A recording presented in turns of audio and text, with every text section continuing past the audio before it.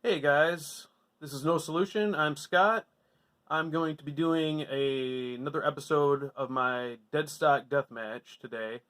For anyone who's new, the idea is I have a lot of grab bag or clearance purchases that tend to get pushed to the side when things that I actually ordered on purpose come in.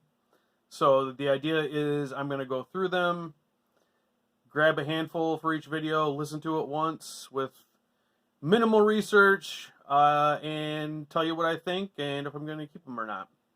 So today I chose two from Horror, Pain, Gore, Death. They have mystery boxes all the time. Really cheap, like sometimes 30 CDs for $30. So two of these come from that box, and the others are clearance items I got from House Headbangers over the years. I couldn't tell you exactly what, but I paid one to three, maybe $3 for a lot of these. So two from that stack, two from Horror, Pain, Gore, Death. So let's get going. The first one, this was a Hell's Headbangers one, Zaravana, and I will try to pronounce the name Velesvaroon. And I'll link all these below. I know I've been bad about that, but I'll get on that.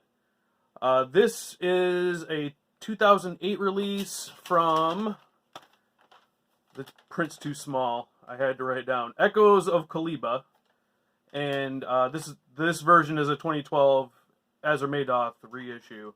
This is, I would say, folkish, electronic-ish. I ended up looking up to see what they're officially categorized as, and it said neo-folk and dark wave classical.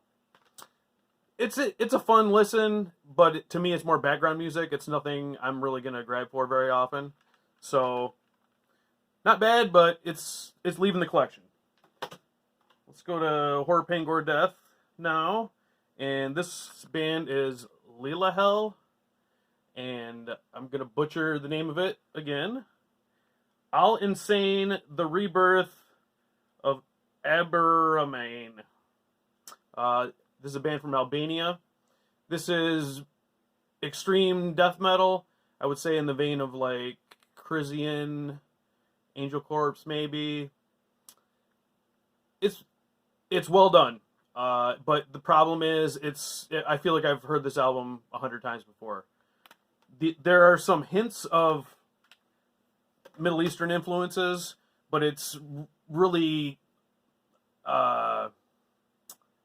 contained more in the intros or an interlude. It doesn't really get into the music too much.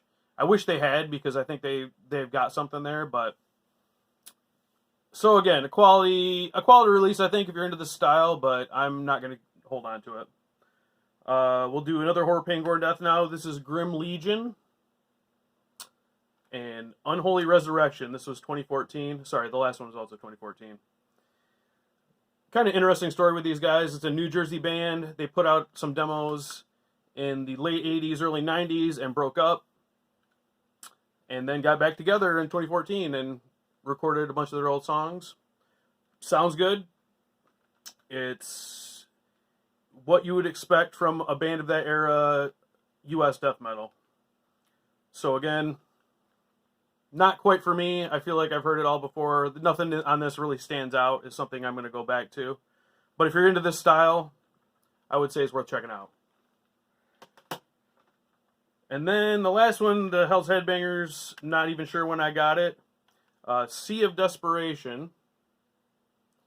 This is on Stygian Crypt, Russian label. The band is also Russian. Came out in 2006. And the name of the album is Spiritual Lonely Pattern. This is doom death, but not how I guess people would when you say doom death now, they probably wouldn't think of this. This is more like Catatonia in the Brave Murder Day to Discouraged Ones era. I'd say the music reminds me more of Discouraged Ones, but there's no clean vocals. So very kind of romantic, melancholy, but very catchy and memorable. So if you're into Catatonia from that era, I would say definitely give this a listen. I'm going to be keeping this one. Um, this guy has done a bunch more albums, but they seem to be unavailable, or they say digital only and they're not on Bandcamp, and I couldn't find them. So something to look for in the future. So what I'm going to be doing with the stuff I'm not keeping is I'm just going to fill a box up, and then once it's full, do some kind of giveaway on here for you guys to get some free stuff. Maybe if you heard any of this sounds interesting, then be on the lookout for that. All right, guys. Thanks a lot. Check you later.